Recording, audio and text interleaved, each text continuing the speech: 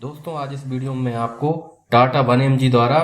Delhi NCR एवं देश के अलग अलग हिस्सों में जो लोग हैं उनमें विटामिन डी की कमी जानने के लिए जो सर्वे कराया गया था, जिसके लिए उन्होंने अलग अलग जगह पर जाकर ब्लड टेस्ट किए, तो उसके बारे में जो है वो बताऊंगा। साथ में विटामिन डी की कमी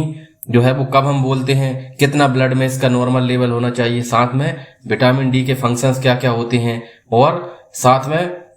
देश के अलग अलग हिस्सों में जो है वो कितने प्रतिशत लोगों में जो है वो विटामिन डी की कमी देखी गई, और साथ में महिलाओं में कितनी कमी देखी गई और पुरुषों में कितनी कमी देखी गई। सारा कुछ जो है वो इस वीडियो में आपको बताऊंगा। तो दिल्ली एनसीआर की अगर हम बात करें तो वहां पर 72% लोगों में जो है विटामिन डी की कमी देखी गई। देखिए सबसे पहले जान लेते हैं कि विटामिन डी जरूरी क्यों होता है। देखिए हमारी बॉडी के ओवरऑल डेवलपमेंट, मेटाबॉलिज्म और हमारी इम्यूनिटी को जो है प्रॉपर वर्क करने के लिए, और साथ में लोगों की मेंटल हेल्थ को जो है वो मेंटेन करने के लिए विटामिन डी बहुत जरूरी होता है। और एक जो रिसर्च है वो ये बताती है कि अगर किसी व्यक्ति के अंदर लंबे समय तक विटामिन डी की कमी रहती है तो उसे वो जो है वो डिप्रेशन का शिकार हो सकता है, साथ में उसकी इम्यूनिटी भी वीक रहेगी। और एक जो ताजा रिसर्च है वो तो ये भी बताती है अगर किसी व्यक्ति के अंदर लंबे समय तक विटामिन डी की कमी रहती है तो उसे डायबिटीज का खतरा भी अन्य लोगों की तुलना में ज्यादा होता है। जान लेते हैं कि विटामिन डी का जो नॉर्मल लेवल जो हमारे ब्लड में होना चाहिए वो कितना होना चाहिए, वो कब हम जो है वो कमी बोलेंगे। देखिए विटामिन डी का जो एडिक्वेट यानी कि पर्याप्त लेवल हम बोलते हैं 30 से लेकर के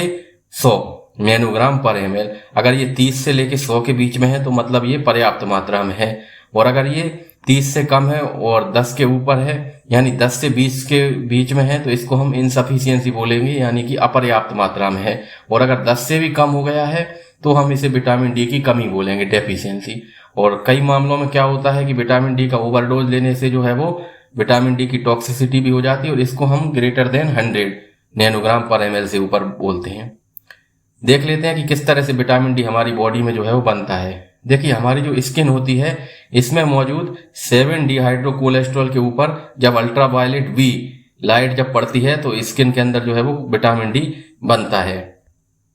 देखिए दिल्ली एनसीआर में 72% लोगों में विटामिन डी की कमी देखी गई, जबकि ओवरऑल हम बात करें तो जो 22 लाख लोगों पर जो रिसर्च की गई थी उसमें 76% जो थे लोग उनके अंदर जो है वो विटामिन डी की कमी पाई गई। ये जो टेस्ट थे ये टाटा 1mg लैब ने पिछले साल यानी कि 2022 में मार्च से लेकर अगस्त के बीच में जो है वो देश के 27 शहरों में 22 लाख लोगों पर किया गया था ये रिसर्च, और जिसमें पाया गया कि विटामिन डी की कमी से जूझ रहे जो पुरुष थे उनकी संख्या 79% थी और महिलाओं की संख्या 75% थी। और ज्यादातर जो युवा थे यानी कि 25 साल से कम आयु वाले जो लोग थे उनके अंदर ये कमी ज्यादा देखी गई, और इसे 84% जो है वो केसेस में देखा गया, जबकि 25 से 50 साल के जो व्यक्ति थे उनमें 81% लोगों में जो है विटामिन डी की कमी देखी गई। आइए जान लेते हैं कि अगर विटामिन डी की कमी होगी तो कौन कौन सी बीमारियां हो सकती हैं। देखिए vitamin D overall development, metabolism, हमारी इम्यूनिटी को बूस्ट करने के लिए और साथ में हमारी मेंटल हेल्थ को मेंटेन करने के लिए बहुत जरूरी होता है। अगर किसी व्यक्ति में लंबे समय तक विटामिन डी की कमी रहती है तो उसको कहीं ना कहीं प्रोस्टेट कैंसर, डिप्रेशन, डायबिटीज या फिर रूमेटॉइड आर्थराइटिस और साथ में रिकेट्स, जिसमें कि जो है हम बच्चे के अंदर जो है विटामिन डी की कमी होती है तो बच्चे की जो हड्डियां हैं वो एकदम पतली हो जाती हैं, उनमें जो है वो कैल्शियम की मात्रा कम हो जाती है। तो ये सारी बीमारियां होने का खतरा जो है वो अलग अलग रिसर्च जो है वो बता चुकी हैं।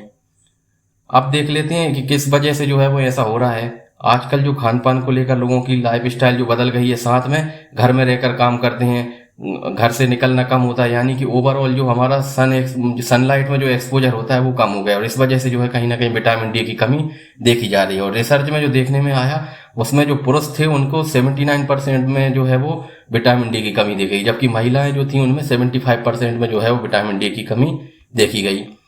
अब देख लेते हैं कि अलग अलग शहर इंडिया के और साथ में उनमें कितना % लोगों में जो है विटामिन डी की कमी देखी गई। तो आप देख सकते हैं कि बड़ौदा गुजरात के अंदर 89% लोगों में विटामिन डी की कमी देखी गई, जबकि हम नागपुर की बात करें तो 84% लोगों में, भोपाल की बात करें तो 81% में, इंदौर की बात करें तो 80%। यानी आप जो है वो अपना शहर देख सकते हैं और जो है वो पता लगा सकते हैं कि आपके अंदर जो है वो आपके शहर के अंदर